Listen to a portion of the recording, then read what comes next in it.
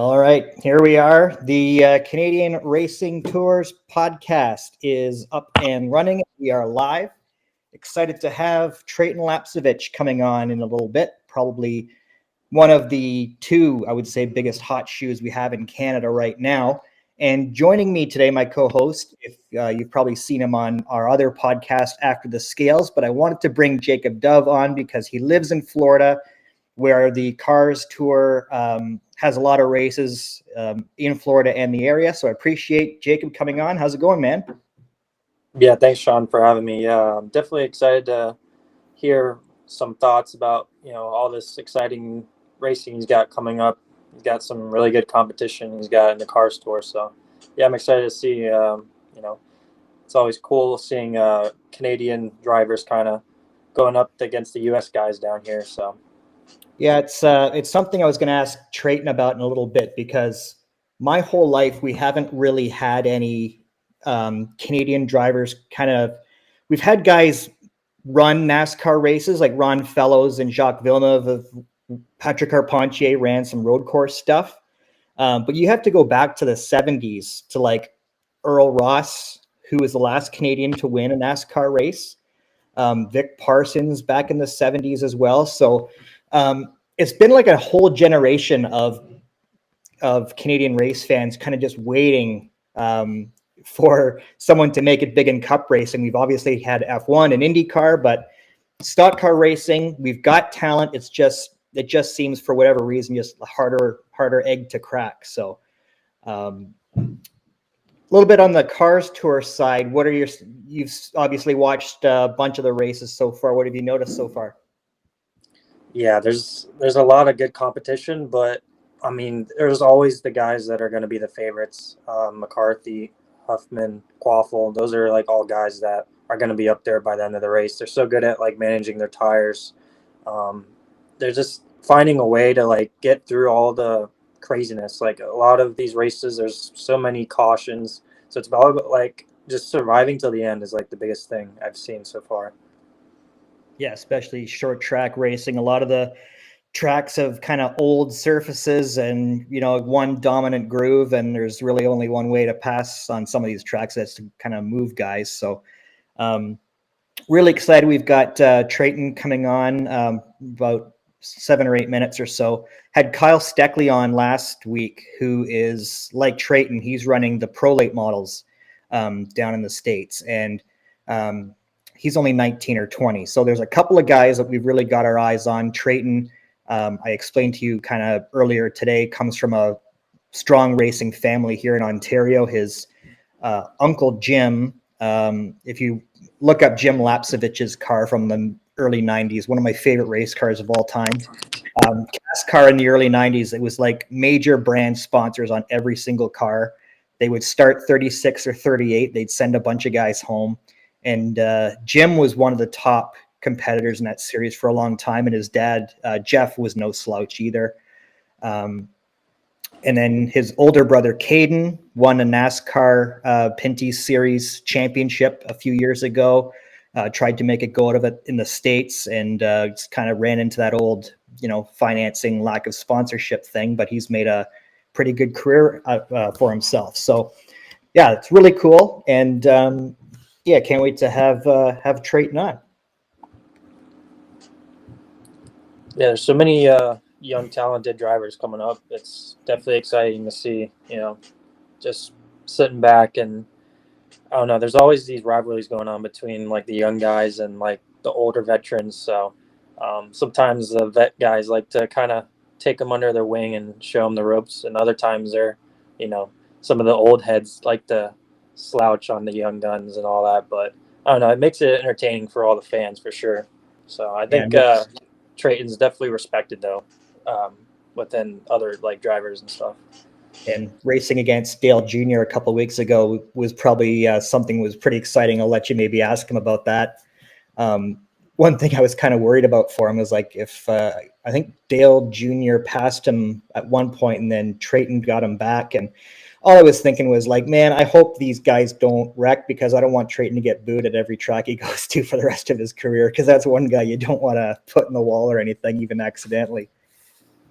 Yeah, he was definitely like at New River All-American, he was holding his own. His car was turning really good. He was getting past some really good guys. He was battling with Quaffle there and got past him and ended up finishing fifth. So, yeah, he's definitely, if he keeps setting himself up towards the end of the races, he'll definitely have some solid finishes. Like, he finished 10th last race. So, yeah. Yeah, I know he ran into some issues. He was running higher up and then got caught up in someone else's mess, which, short track racing, that's going to happen. So get him to talk about that in a bit and kind of his future goals for racing, where he wants to be. He won the Pinty Series championship last year. It was just announced last week that he's going to be trying to defend his crown at Ohsweken Speedway, which is the one dirt track that the Pinty Series race at. I think this is the third annual. And it's a really cool event. Like they have, I know Stuart Friesen has come up for it. Kenny Schrader has been up the last couple of years. And then they have a 360 race. It's over a 3-day span. They have crate sprint cars, which Treyten dabbled in last year, 360s, and then the NASCAR Pinty Series. So it's a really cool event. So if you're looking to see Treyten in person, I would recommend getting tickets for that, because it's a really neat event, because there's no NASCAR on dirt. So if you want to see stock cars on dirt, that's the only thing you can see now. So yeah, and Treyten last year winning his championship for Steckley Racing, which Scott Steckley was a multi-time champion in the Pinty Series as well, which is Kyle's dad. So a lot of connection between those two families, and with Kyle racing down in the States now as well. And we're just looking ahead, Treyten's upcoming schedule. Got a bit of a break now. So, and Jacob and I on our podcast earlier after the scales, if you want to check that out, we had Lacey Furno on, and that was a great conversation. We were talking about kind of women in motorsports and kind of her idols and her progression through the ranks, and she's getting into the late model world as well too. So I wonder if we'll see her going up against Treyten at some point this year. That would be pretty cool. Yeah, we had a great conversation with Lacey. Definitely check that out. She's involved in a lot of stuff, which is obviously a good thing. A lot of drivers are involved off the track with certain organizations and sponsorship promotions and doing nonprofit stuff. So yeah, she's definitely doing some great things. And yeah, definitely with the female racing. I mean, there's a lot of great up and coming like females that are doing great in the grassroots. I mean, Hettinger is one name in the late model ranks. She's holding her own against those guys. So I know similar role as Taylor Reimer. She was running the midgets for Keith Coons, and now she's running the asphalt late model for League Falk Racing. So it seems like a trend. Yeah, no, definitely things going in the right direction.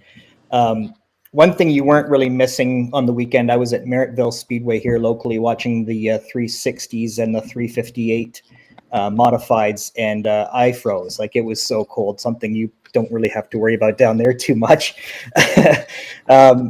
Of course, our temperatures, I'm not sure what Fahrenheit they would be, but it was right around like just above freezing. So it wasn't a whole lot of fun. And we've got Treyten on here, so I'll bring him in for Allrum Racing, the number 77 in the Cars Tour. Treyten, thanks for coming on, man. Hey, how are you guys doing?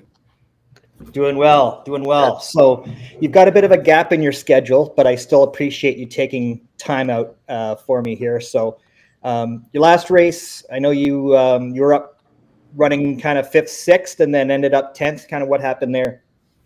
Yeah, we started 14th, I think it was. We were able to work up to right around 6th. We were having a ton of restarts. We couldn't really get any green flag runs going. I think they were wrecking a little bit further back in the field. But they ended up getting 2nd place, got sideways, kind of started to spin down the track. It stacked up the couple cars in front of me. I shot to the outside, kind of just, I committed there because I saw them spinning low. But the guy who spun out, he ended up keeping the throttle in it, doing a full 360 and shooting up the track right in front of me. So kind of just a wrong place at the wrong time sort of deal. I got into him, got into the wall a little bit. We were able to bring down pit road, and the Chad Bryant Racing team did really good job patching it back together. We were able to get back out there, and then in the final 30 laps, we drove from 24th, I think it was, back to 10th. So salvaged another decent run, another top 10. Kind of sucks with what could have been. I was only sort of riding when I was up to 6th there. Hadn't really given it all that the car had yet. So I think we definitely had a car that could compete for a top 3 for sure, and maybe even a win there. And the week before that, you had another interesting race with a big personality, and I was going to let Jacob ask you about that. Yeah, at New River All-American, which was a really good race. You were battling Dale Jr., obviously, icon to racing, and seemed like your car was turning really good. I mean, you were battling Junior's driver there, Quaffle. Kind of tell us like how you felt with the car. You ended up finishing 5th, and it was just seemed like a lot of carnage, and you were able to finish it towards the end. Yeah, it was an interesting one there for sure. I've never really done anything quite like that New River race. It's a really abrasive surface, and it kind of eats the tires up right away. So we were kind of riding around. I think it was about 1.5 to 2 seconds off the pace. And then so we were doing that. It was a 125 lap race. We were kind of doing that for the first 80 laps or so, which is why we were dropping back to, I think I was in 18th at one point, 18th, 19th. So just, really big tire conservation race. And at the end there, I think it was right after the second competition caution, I got the go ahead to really give it all that it had. Was able to make it back up to 4th, and there was a caution just before the end there. I think without the caution, we probably would have been a little bit better off. I think the caution just kind of let everyone get a chance to cool their stuff down. And I think I'd probably saved a bit more than the guys in the top 5, but I was so far back, I just had to use too much to get into the front. So overall, it was a really good race, though. I had a lot of fun. Like you said, battling with Dale Jr. was great. Was able to pass a lot of cars again, and overall grab a pretty good finish. Yeah, I missed your race on Saturday because I was freezing at Merrittville covering the 360 race. But I did see the race at All-American, and it did seem like, man, like you were flying up through the field. Was that just, and you kind of touched on it, just simply a case of kind of saving too much too late, I guess? Yeah, it was interesting because they put us on a new tire this year for the Cars Tour. I never got to drive the late model stocks with the other tire, but I did have experience with the other Hoosier tire. It was a Hoosier F45 that pretty much all the short track series late models ran pretty much all over North America. And then this year they've transitioned both Cars Tour and ASA both to the ST2 tires. So they're really just trying to put a little bit more longevity in the tires and allow us to race a little bit harder. So no one really knew how the tire was gonna shape out so much.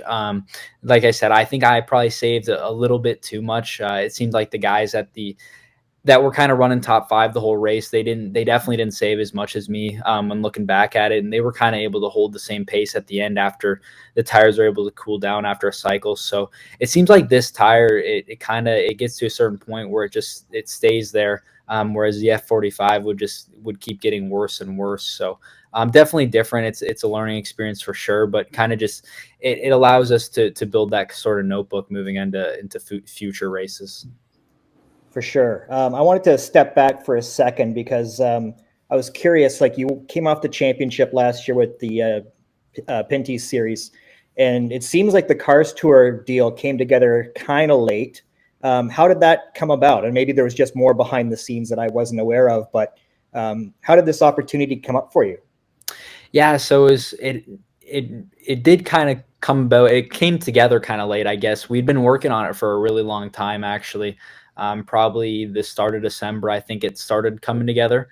Kind of that was the point where I got connected with Evram, and we were trying to find where the right spot was to be. Evram, they're looking to transition to the United States with their waste management company, and really good opportunity there to start racing. Obviously, winning the Pinty series kind of you get to the top step in Canada, and then it's time to do something else. So just trying to find where we wanted to be.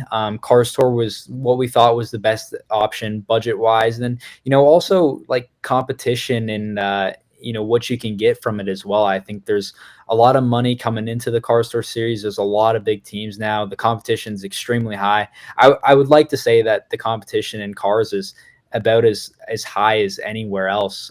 For the most part, I've heard a lot of people compare it to the competition level of Cup. So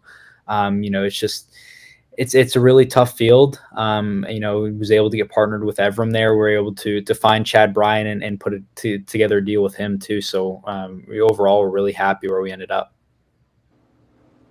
Yeah, and you're talking about the competition. I mean, obviously you got guys like McCarthy, Huffman, Quaffle, just to name a few. Like, how has it been, adjusting to that type of competition? I mean, you got Cup guys, Xfinity drivers coming back down and, running against the Cars Tour, or even guys in Cars Tour getting their first NASCAR start. I mean, Quaffle just ran an Xfinity race and finished 4th, and Bubba Pollard, another late model guy, he got his chance in Xfinity and finished 6th. So how are you like preparing for this type of almost pressure of, you got guys that are going straight up to NASCAR and doing really good with that? I think it's really cool. Like you said, Quapple, he finishes 4th at Martinsville, and then he's back in cars battling with us too. So I think it just really goes to show how high that competition level is in Cars Tour. I think like I mentioned, I think it's about as hard to win in Cars Tour as it is to win anywhere. Overall, competition wise, like adjusting to others' driving style has been a little bit different for me. I think a few of these races, definitely Hickory for sure. I kind of got knocked around a little bit. I wasn't quite aggressive enough. We definitely had another top 5 car at Hickory, and maybe one worthy of competing for a top 3. But I kind of let my guard down a little bit and got knocked around and pushed back to the back of the top 10. But yeah, it's different. I thought the guys in Pinty's were extremely aggressive, but then you kind of go to cars and these guys are really aggressive too. So it's all about transitioning my driving style, and you learn how other people race you too. There's guys that you can run side by side with for 5 or 10 laps and they'll never touch you, and there's other guys that will never be shy to get into you. So you learn that, and you race others how they race you as well. I've definitely noticed that, and you see like reporters that'll talk about the Pinty's series, like reporters in the States that'll show like the last like a green white checkered, and they're like, man, is every race like this? And you're kind of like, yeah, for the most part. But I've watched you for years now. Like you're pretty clean, respectable driver. But I'm watching you race around Dale Jr. and I was joking with Jacob before you came on, and I said I was just a little worried that if Treyten even gets a slip up here and puts Dale Jr. in the wall, like I don't want this kid to be booed every track he goes to for the rest of his career. Were you kind of thinking about that as you're racing against him? Well, it's funny you say that actually, because so when Dale got by me, I was really just going, I think we were like 50 or 60% there. Is like I mentioned, the tire saving, it was crazy how much we were backing up the pace, and Dale was doing the same thing too. At that point, Dale was just trying to get a little bit closer to the rest of the field so he didn't have to go as far when it was time to turn it up. But he actually came around me on the outside, and he made it a very it was close, I would say, to clearing me into turn 1. He tried to clear me just in the one straightaway, because if you get high there and you're in the second groove, you'll use up a tire a little bit quicker.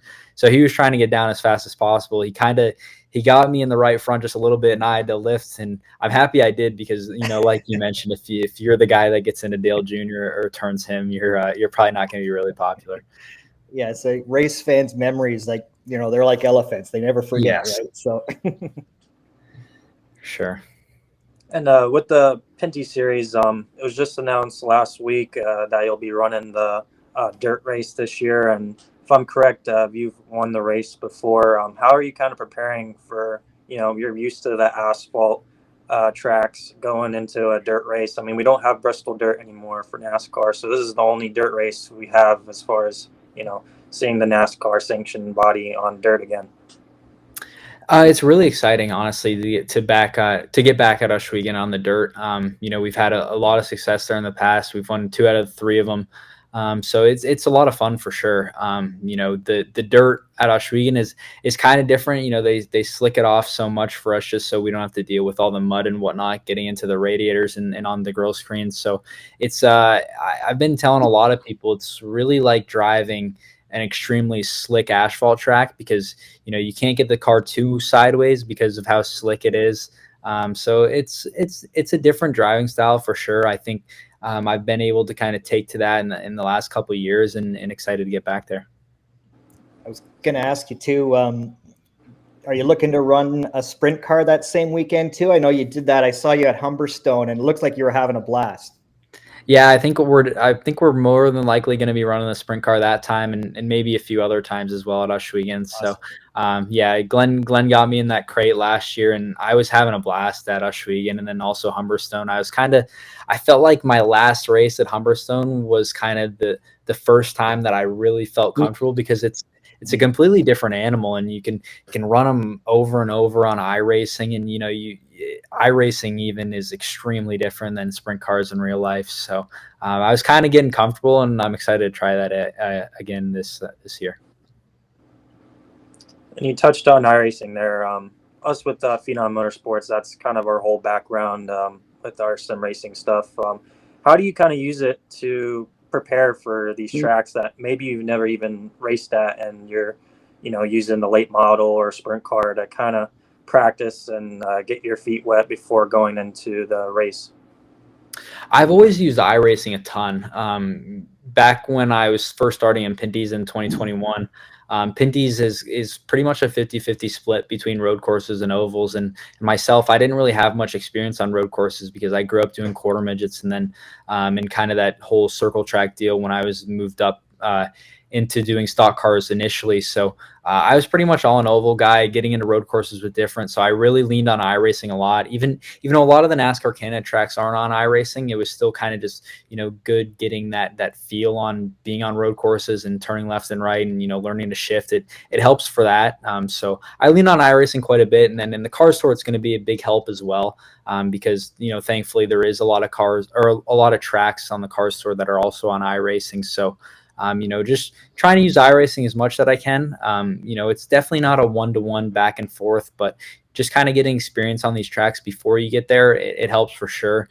Thankfully, we get these Friday test days, so you get a lot of track time. And like I said, but starting off on iRacing and getting some laps there, it helps for sure when you're trying to go back and forth. And Jacob and I on our other podcast, we had Lacey Furno on earlier today, and she's gone from midgets to going into late models and talking about her iRacing. And her dad won a championship with the ACT series back in the mid 90s. And I asked her this question, and I'll pose it to you as well with iRacing. So your dad and your uncle are very successful drivers in CASCAR in the mid 90s. I watched them both race quite a bit. When they see iRacing, is that something that they're like, man, I wish we had that when we were racing, or is that something that just like they want no part of it? Well, it's funny because my dad's been on my iRacing rig once. It was kind of when first got it, and he couldn't get off pit road. He wanted to try Canadian Tire Motorsports Park with the trucks. And like I said, he couldn't get off pit road at all. So I'm not sure how much he probably could have used it if it was around when he was racing, but I think he thinks it's cool watching us use it, and he knows how much it helps me. But yeah, he struggles a little bit with it. And I also wanted to ask you too, just a little bit, kind of in your personal life. So your girlfriend Faith is Mark Dilley's daughter, correct? Yep. And so Mark Dilley was my all-time favorite CASCAR driver. And he went, and I grew up in Barrie, so I watched him race a lot more than I could watch your dad and Jim run. But you had the opportunity to attend his induction in the Motorsports Hall of Fame, I believe. Yep. What was that experience like, just in terms of just kind of the legacy of CASCAR with you and your family and her family as well? It was really cool. I grew up watching my dad race with Mark a lot, and Mark's done a lot for my racing career as well as my brother's as well. So he was actually a big part in this move to the Cars Tour, and he was a big part in my career in Pinty's and getting started in Pinty's. So just really cool to be there at the Motorsports Hall of Fame and hear about not only his achievements but everyone that was getting inducted in the Hall of Fame. Just a ton of cool stories and.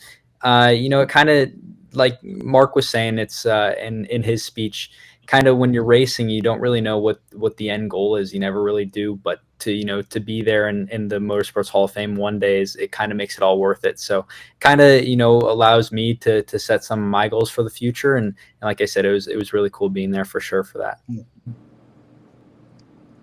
And with your dad and your uncle racing, and even your older brother Caden, he was the youngest driver to ever win the Pinty Series championship, and then until you came along and broke his record. So it's obvious you come from a family of like racing.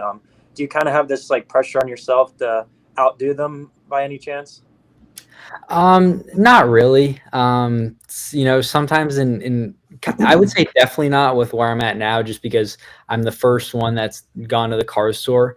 Pinty's, I think, maybe a little bit since Caden was there and he had won the championship. I think I felt a little pressure to win the championship, but at the same time, I kept telling myself that I just, wanted to get out there and win races. And, luckily in 2023, everything kind of came together where, the luck was on my side. I was able to run up front every single weekend and win some races and get that championship as well. But at the same time, I think we kind of just all push ourselves or push each other to be our best. And I wouldn't really call it pressure, but I think at the same time, he's always willing to help me. He's been at a few of these tracks in North Carolina that I'm getting to. He had been running the 602 modifieds and the Tour modifieds a little bit these last couple of years. So, I lean on him a lot to help me out, and I leaned on my dad and my uncle a lot as well. Especially getting into Pinty's. So I wouldn't say there's really any pressure, but it's really nice having all that experience in the family and being able to lean on that. Awesome. Yeah. And just a couple more here for you. I guess it might be an obvious question, but if you had it your way, sponsorship, financials, everything aside, safe to say that Cup is your end goal then? Yeah, I would say, that's kind of the end goal for sure. Being in Cup, I feel like we're in a really good position right now, being in Cars Tour to kind of to get into that ladder with the top 3 series. And I think Cars Tour has kind of set themselves up as a really good stepping stone to the top 3 series for sure. And I was just telling Jacob off the top, my whole generation, we never really had a Canadian kind of make it to Cup. Like we had guys race Cup, but not really stick. I'm about the same age as J.R. Fitzpatrick, and I remember when he came along and he was kind of, the next one. And I guess this might be an unfair question, but I'll ask it anyway. Do you think about that aspect of it, like being Canadian and how much that would mean for the country to have kind of a full-time driver in Cup? Do you allow yourself to think that way, or is that added pressure that you think about? No, I think I wouldn't say added pressure, but I think it's really cool to kind of, have that on your shoulder. You got a whole nation behind you. So I've really noticed that moving down to the States full time racing. And then also when I was doing the Snowball Derby, it's just all of Canada's behind you. And I think that's really cool. Being a kid from Canada, I think it I wouldn't say it's pressure. I would say it's motivation, if anything. Like you said, there's been a lot of great Canadian race car drivers that have, raced in the States, Xfinity. Alex Labbe comes to mind. I mean, he's done great in the opportunities that he's gotten, kind of lower or mid-tier Xfinity rides. It kind of just, makes you wonder what he could do in a top-tier ride. So I think it'd be really cool to have a Canadian get into a good ride in the States for sure. Yeah, we've had F1 with Jacques, IndyCar with so many. Carpentier, Greg Moore was a hero of mine when I was a kid, and it just Cup is just, for whatever reason, it's not lack of talent, because we've got a lot of young talented drivers and have had them, but yeah, it's a tough egg to crack. You got to have everything lined, everything's got to fall into place, right? I mean, you know that better than anyone. So It is, and I think the issue there is Cup is more financial based than I would say Mhm. F1 and IndyCar are. I think in F1 and IndyCar, there's a lot of drivers are really getting paid to be there for the most part, and I think Cup drivers are making money as well. But I think that comes after you bring a lot of money, so it's kind of it's a different deal for sure. All right, I'll give Jacob. Do you have anything else you wanted to add? Yeah, just before we conclude, I just wanted to see how you were mentioning about the stepping stones to kind of get to Cup racing. There's a lot of guys that are kind of skipping almost some stepping stones along the way, like Sammy Smith. He jumped straight up from the late model to the Xfinity car, and then we were mentioning about some other late model guys who are already getting their feet wet in the Xfinity car. What would you kind of prefer your kind of path be? Would it be from the late model to maybe ARCA and then a truck, or maybe going straight to trucks, or maybe even to Xfinity if you got the opportunity? I think best case scenario would be going from the cars to Xfinity. I think that's kind of the goal. Obviously, got to be realistic though. I think the only reason I think about ARCA as maybe not a significant stepping stone in the whole path is just from the competition side of things. I think ARCA is good for experience. You can get experience on the mile and a halves and the bigger tracks, but I think competition wise, I think cars is right there for sure. On the other hand, trucks. I think a lot of the reason you're seeing people skip trucks is because from an aero and overall car side of things, the trucks aren't as similar to the Cup cars in the grand scheme of things. So I think if the budget's there, Xfinity is probably the best place to land yourself, especially in regards if you're trying to get the Cup as an end goal. The cars are a lot more similar. Obviously there's differences now with the whole Gen 7, but from an aero side of things, the trucks drive so much different than Xfinity cars and Cup cars. All right, Treyten, really appreciate your time. It's been awesome chatting. Before I let you go, on our other podcast, Jacob and we have this segment where we do 10 rapid fire questions. Don't think about it, just fire off whatever you come to. I jotted some down for you. And some of them are racing related, but others are not. We try to have fun with them, so I'll fire them away. What's your biggest race wins so far? Like your proudest moment in terms of winning? I'd say Oswego 2022. What's the one race, and this doesn't have to be Cars Tour, it can be anything. What's the one race you want to compete in the most?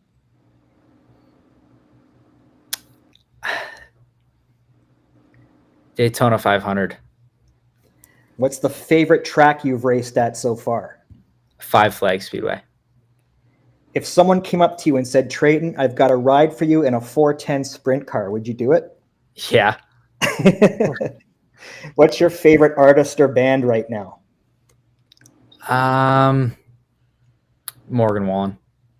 Well, that's a popular answer. Good choice. It's not a bad one. What are some of your hobbies away from the track? I do a lot of snowboarding in the winter, which is popular up here. Unlike Jacob in Florida. Florida. It's pretty much snowboarding in the winter and racing in the summer. Yeah.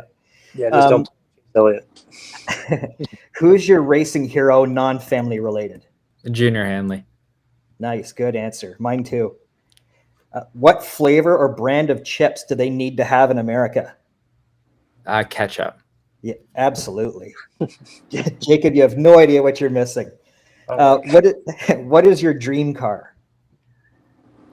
I don't really have one. Not really I don't pay attention enough. Fair enough.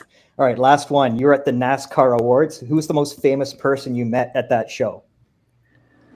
I